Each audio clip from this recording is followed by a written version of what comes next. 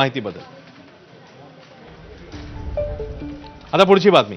राज्याच्या अतिरिक्त मुख्य सचिव मनीषा म्हैसकर यांच्या लेखामधले एक वक्तव्य ज्याच्यामुळे आता राजकीय वर्तुळात चर्चांना उधाण आलेले, चर्चा होत आहेत, आरोप प्रत्यारोप होत आहेत आणि अतिरिक्त मुख्य सचिव मनीषा म्हैसकरांचा महायुती सरकारवरच एक प्रकारे गंभीर आरोप समोर येते। कारण एका अनुभवाबाबत त्यांनी केलेलं हे विधान 2023 मध्ये स्थापन झालेल्या शिंदे फडणवीस अजित पवार सरकारच्या काळात म्हैसकर यांना कामकाजामध्ये डावलण्यात आल्याचा आरोप त्यांनी केलाय।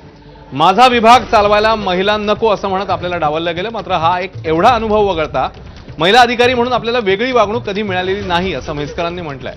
दिल्लीत महिला प्रशासकीय अधिकाऱ्यांचं अखिल भारतीय मराठी साहित्य संमेलन आयोजित करण्यात आलेलं आहे। या निमित्ताने प्रकाशित करण्यात आलेल्या स्मरणिकेत म्हैसकरांची मुलाखत प्रसिद्ध झाली आहे। त्यामुळे म्हैसकरांचा रोख नेमक्या कोणत्या मंत्री आणि अधिकाऱ्यांकडे याविषयी जोरदार तर्कवितर्क सुरू आहे। मात्र त्यामुळे प्रशासकीय क्षेत्रातल्या महिलांचा सहभाग आणि निर्णय प्रक्रियेतलं त्यांचं स्थान याबद्दलची पुन्हा एकदा चर्चा सुरू झाली।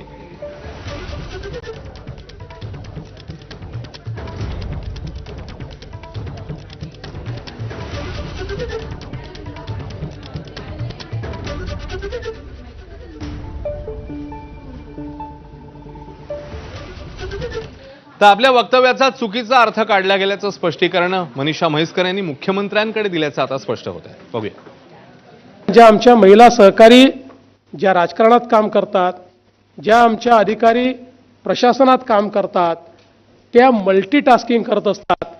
पण मनीषा म्हैसकरांनी मला स्वतः हे सांगितलं की माझं वाक्य आउट ऑफ कॉन्टेक्स्ट हे त्या ठिकाणी वापरण्यात आलेलं आहे आणि त्यांनी उलट त्याच्यामध्ये असं म्हटलेलं आहे, इतक्या वर्षाच्या सेवेमध्ये महाराष्ट्रामध्ये कधीही मला अशा पद्धतीच्या भेदभावाला समोर जावं लागलं नाही। याच बातमीसोबत एक छोटासा ब्रेक नंतर राज्यासह देशात